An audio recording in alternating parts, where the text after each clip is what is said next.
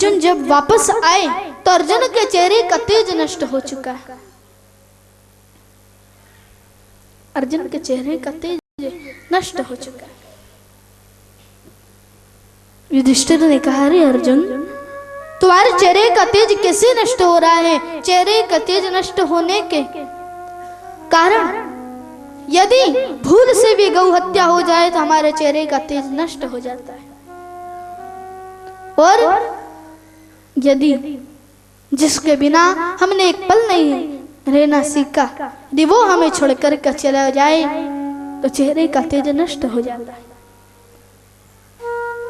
बोले भैया, अरे जन श्री कृष्ण के बगैर हमने एक क्षण रहना नहीं सीखा, वही श्री कृष्ण आज हमें छोड़कर के चले गए। युधिष्ठिर ने कहा, अरे अर्जुन, तुम इतने दिनों में आए द्वारिका से और ऐसा अशुभ समाचार लेकर के तुम आए, ऐसा अशुभ समाचार लेकर के तुम आए।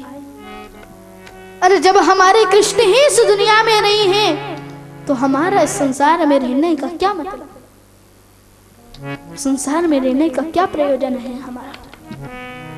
चले गए, सभी का पतन हुआ।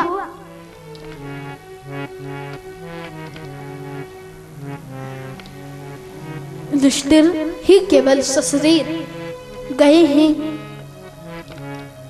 भगवान के धाम। आज पांचों पांडवों का पतन हुआ। वो जो परीक्षित, उन्हीं को राजगद्दी पर अभिषिक्त कर चले गए और कहा, देखो, शत्रु भी यदि शरण में आ जाएं तो उन्हें क्षमा कर दे। तो परीक्षित आज राजकार्य संभालते हैं। आइए हम सभी कृष्ण के नाम का चिंतन, मनन, स्मरण, वंदन, अभिवादन, अभिनंदन कर उसके पश्चात सुंदर कथा को गति प्रदान करेंगे।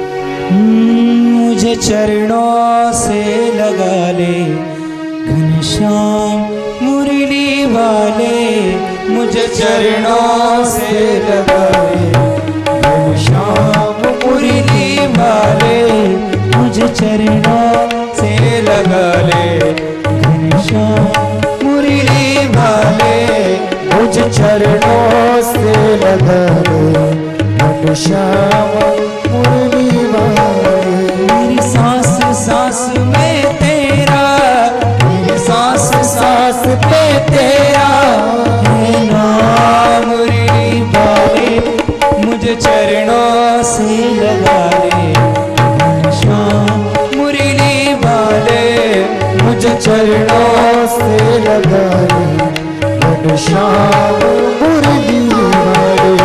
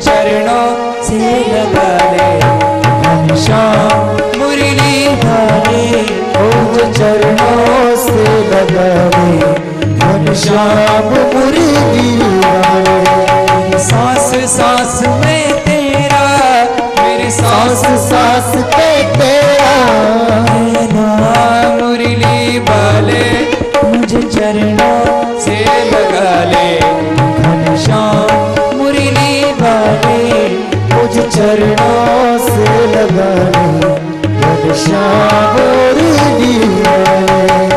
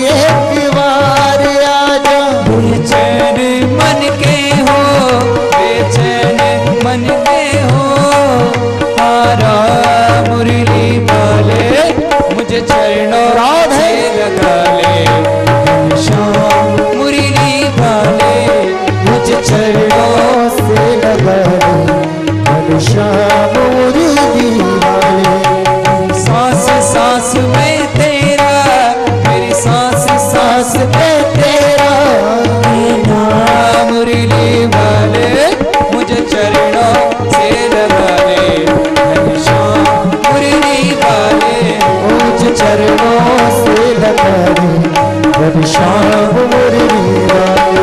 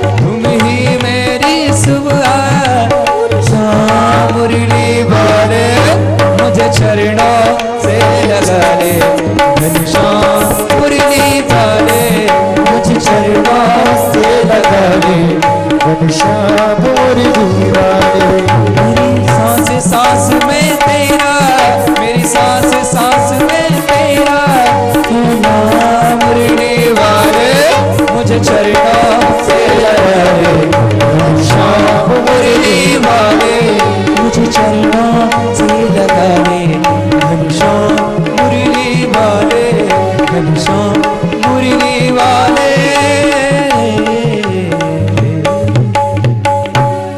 बोले श्री वृंदावन बिहारी लाल की जय श्री राधे रानी सरकार की जय जय जय श्री राधे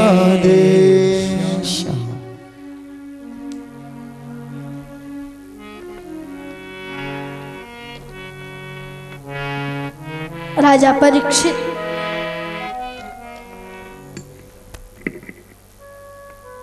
अपना राज्यभार संभालने लगे।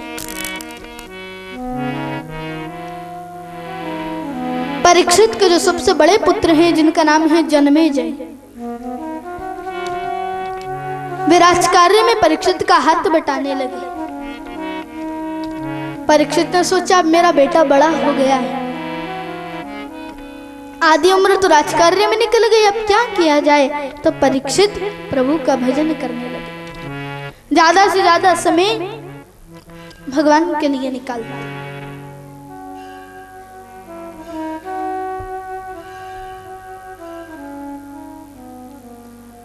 आज परीक्षित सुदूर प्रांत में भ्रमण करने के लिए गए, तो वहां पर उन्होंने एक दृश्य देखा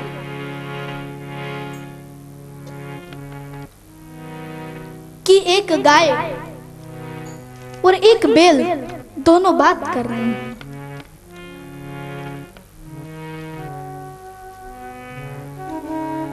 उस बैल के 3 पैर कटे हुए थे, एक पैर से केवल वह बैल खड़ा था, केवल एक पैर से।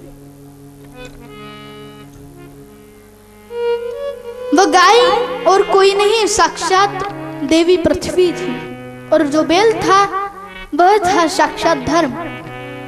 धर्म के पहले 4 पैर थे, सत्य, दान, दया और धर्म, ये पवित्रता, ये 4 पैर थे। सत्युग गया, सत्य हट गया, एक पैर कट गया धर्म का। द्वापर गया, त्रेता गया। ऐसे करते करते 3 पैर धर्म के कट, बचा है केवल 1 पैर दान का, वो पैर बचा है केवल। परीक्षित ने उनसे कहा, अरे आपके 3 पैर किसने काटे? मेरे राज्य में ऐसा अनाधिकार करने का किसी को अधिकार नहीं है, ये कार्य करने का। आप मुझे बताइए किसने काटे हैं आपके ये 3 पैर, मैं उसे दंडित करूंगा। धर्म बोला, क्या बताएं राजन, किसका नाम ले? यदि हम कर्मकांडियों पर विश्वास करें तो कर्मकांडी कहते हैं। गोस्वामी तुलसी बाबा के शब्दों में सुनिए,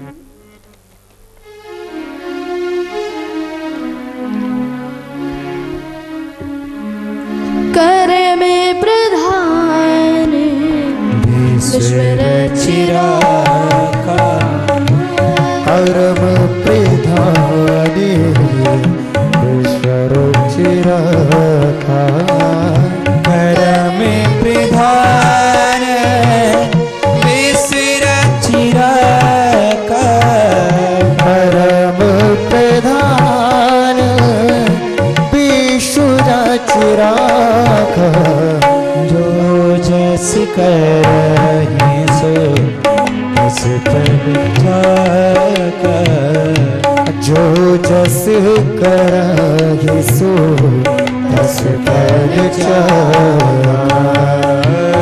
कोई न जो सुख दुख करदाता, हो न खाओ सुख दुख करदाता, हो न खाओ सुख दुख करदाता, हो न खाओ सुख दुख करदाता, निज कृत कर्म भोग सब लाता, निज कृत कर्म भोग सब लाता, निज कृत कर्म भोग सब लाता। कोई किसी को तकलीफ नहीं देता, कोई किसी को सुख नहीं देता, ये सभी अपने कर्म के प्रारब्ध से हमें मिलते हैं। कर्म की प्रधानता माने तो ऐसे मेरे 3 पैर कट गए। परीक्षित ने कहा, फिर भी आप बताइएगा, मैं उसे दंडित जरूर करूंगा। जैसे ही जाने लगी तभी एक लंबा सा काला काला सा, जिसका चेहरा, बड़ी बड़ी बाहें, हाथ में तलवार लिए हुए, उस बेल के उस पैर को भी काटने के लिए आ रहा था। साक्षात कलियुग, साक्षात कलियुग।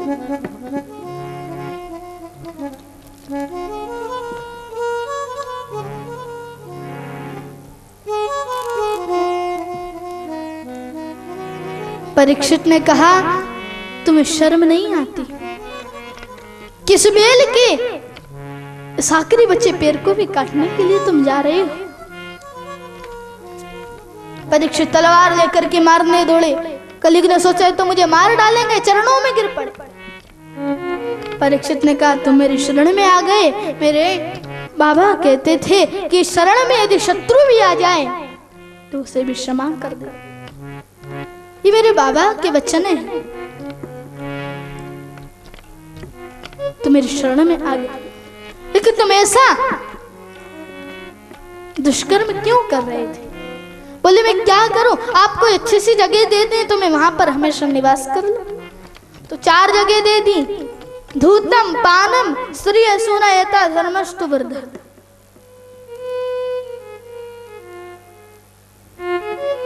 जो मदिरा पान करता है तो मदिरा में मद के रूप में कलयुग का वास होता है, पर स्त्री गमन करने में कलयुग का वास होता है। कपट के रूप में कलयुग वास करता है। जुआ में कलयुग वास करता है। जो ध्रुत क्रीड़ा करते हैं उनके घर में भी कलयुग का वास करता है। 4 जगह दे दी। बोले ये सब तो गंदी जगह, कोई अच्छी सी जगह तो दो। तो न जाने कैसे परीक्षित के मुंह से निकल गया कि जाओ सोने में भी तुम्हारा वास है। लेकिन यदि हम देखें तो भगवान स्वयं कहते हैं धातु नाम अस्मै कांचनम, यानी धातुओं में सोने के रूप में मेरा निवास है। तो जिस धातु में परमात्मा वास करते हैं उस धातु में कलयुग कैसे वास कर सकता है? उस धातु में कलयुग किस तरह वास कर सकता है? तो देखो सोना भी होता है 2 प्रकार का। एक सोना होता है मेहनत करके मजदूरी करके जो पैसा हमें मिलता है उससे लाया हुआ सोना होता है, वो होता है 1 नंबर सोना, उसमें भगवान का वास होता है। और कलयुग का वास किसमें? किसी की हिंसा करके, चोरी करके, किसी से छीन करके लाया हुआ जो सोना होता है, उसमें कलयुग का वास होता है। तो परीक्षित के मुकुट में प्रवेश कर गए, और मुकुट में प्रवेश करने के बाद उनके बुद्धि में विकृति पैदा की, इससे वे श्रापित हो गए। क्योंकि परीक्षित ने जो मुकुट पहन रखा था वो मुकुट जरासंध का था, और जरासंध तो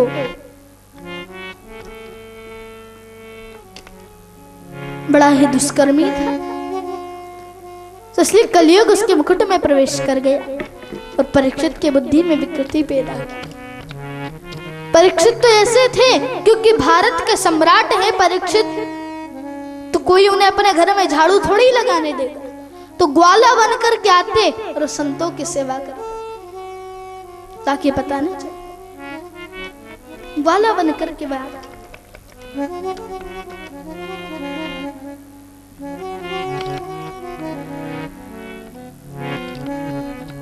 आज आए और आकर के शमीक ऋषि के आश्रम में कहा, ऋषिवर हमें भोजन चाहिए, हमें प्यास लगी है, कुछ पानी दो।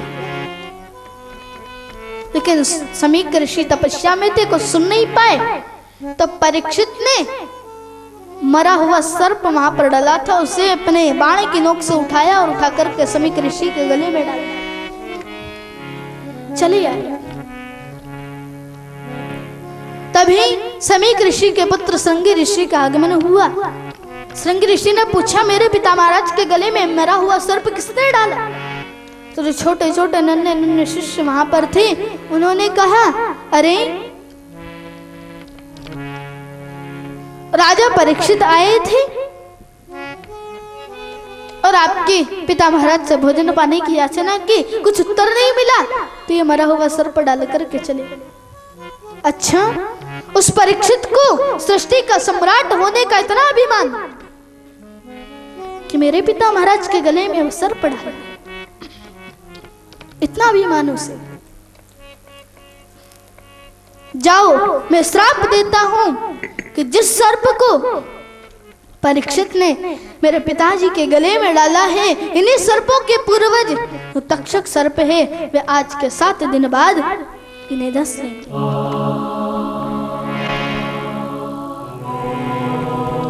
आज के 7वें दिन उनकी मृत्यु हो जाएगी, ऐसा श्राप दे दिया।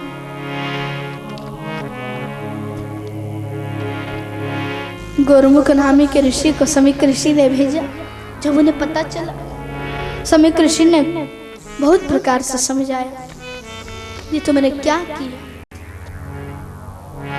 अरे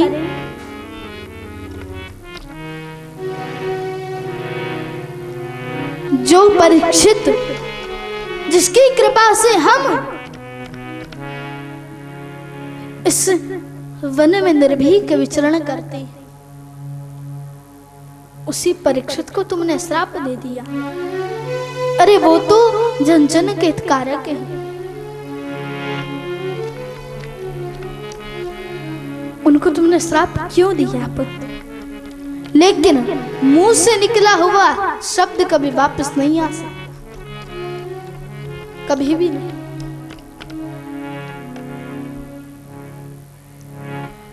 और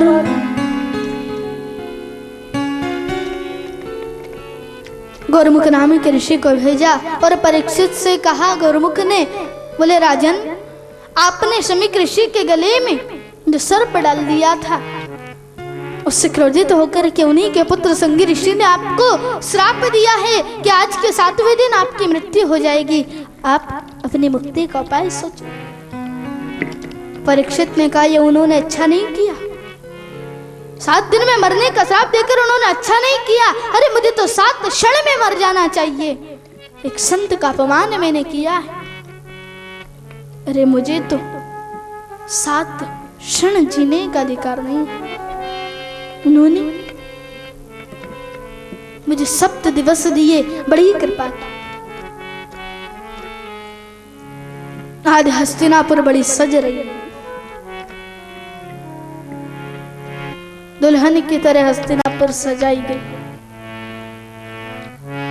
जल्दी जल्दी सारी तैयारियां की गई।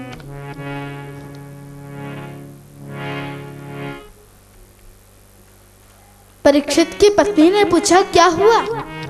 अरे ये दोनों नगरियां इतने धूमधाम से क्यों सजाई जा रही हैं? तो परीक्षित ने कहा, अरे आज हमारा पुत्र जन्मेजय राजगद्दी पर अभिषिक्त होने वाला है। आज जन्मेजय राजा बन जाएगा।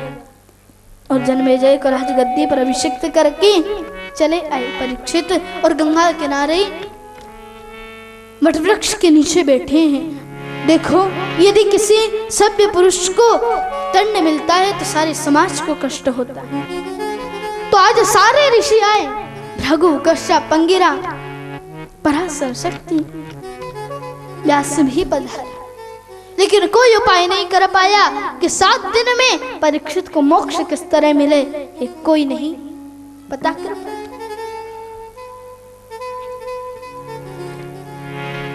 तब आचार्य शुकदेव जो ब्रह्म समाधि में लीन थे, उनका मन बोला, बोले चलो परीक्षित के पास, चलो परीक्षित के पास। देखो, आज प्यासा कुएं के पास में नहीं गया है, बल्कि कुआं स्वयं प्यासे के पास में है। आचार्य शुकदेव स्वयं पधारे।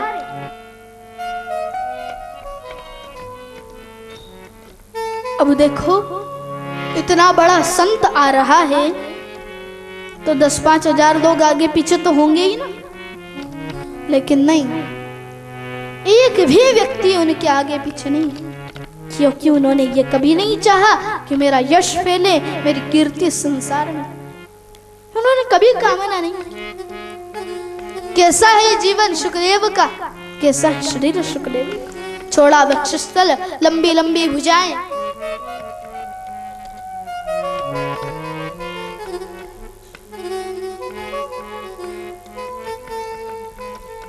चंद्र जैसा चेहरा, नीलमणि जैसा सुशोभित जिनका शरीर।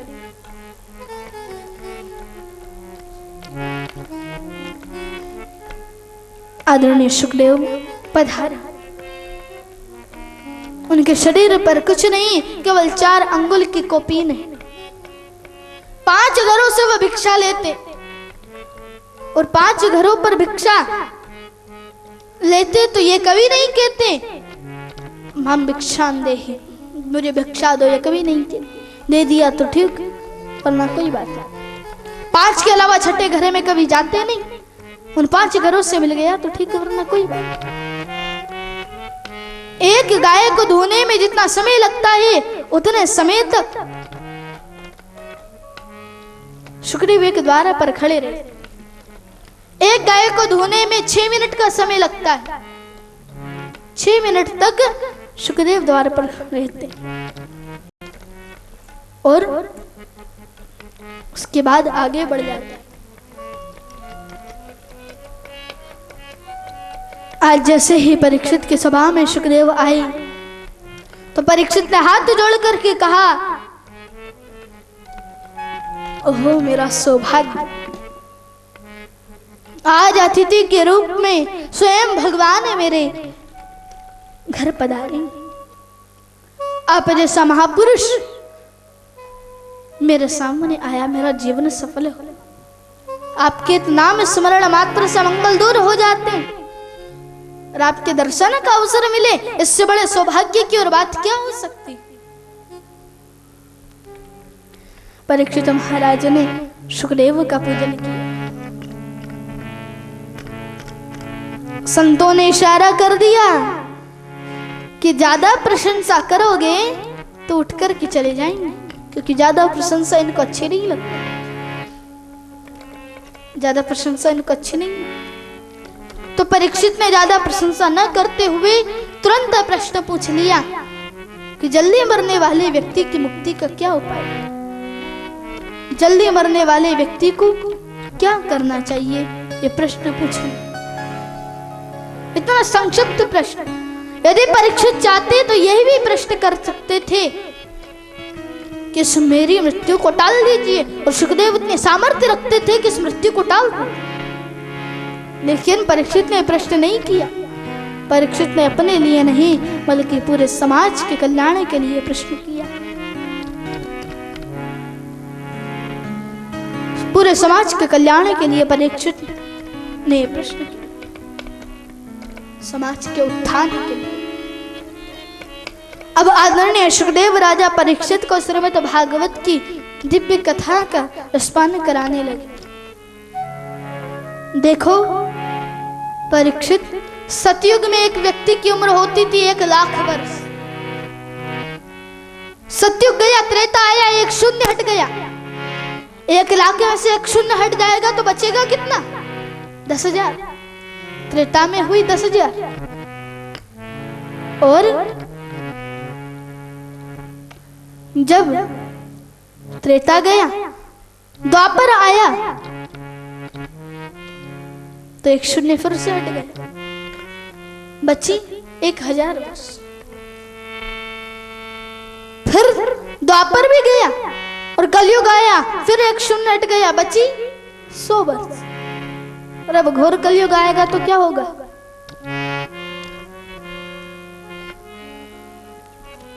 100 वर्ष की आयु कलयुग में एक व्यक्ति की निर्धारित की गई है।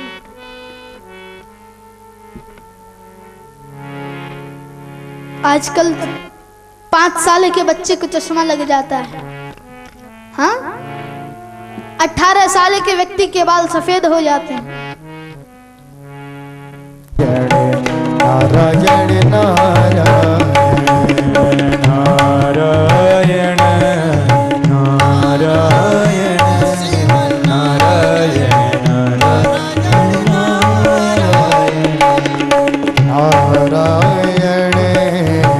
नारायण शिव नारायण नारायण नारायण।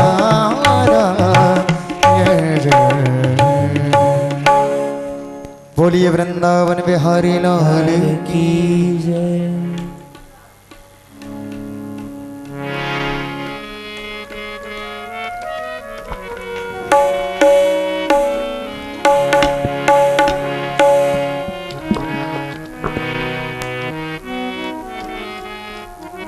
कलयुग में एक व्यक्ति की उम्र 100 वर्ष निर्धारित की गई।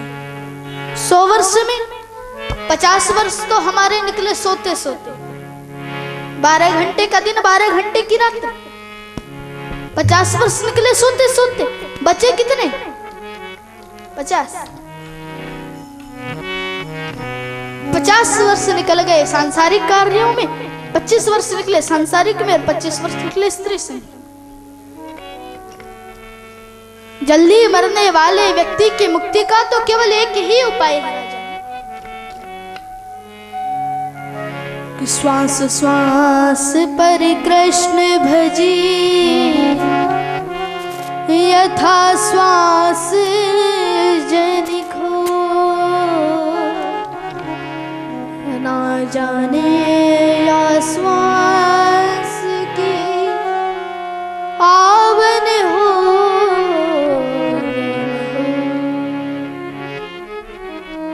श्वास श्वास पर कृष्ण भजी, ये श्वास जो हमारा निकल कर गया है ये वापस लौट कर आएगा कि नहीं इसका कोई पता नहीं। समय में आपको कथा श्रवण करा रहा हूं, आज के 5 मिनट बाद कथा श्रवण करा पाऊंगा कि नहीं कोई पता नहीं। तो श्वास श्वास पर कृष्ण भजी, हर श्वास पर कृष्ण का नाम।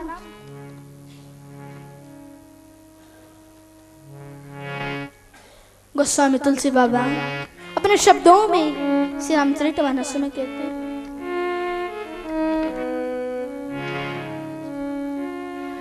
कर से कर्म करहु विधि नाना कर से करम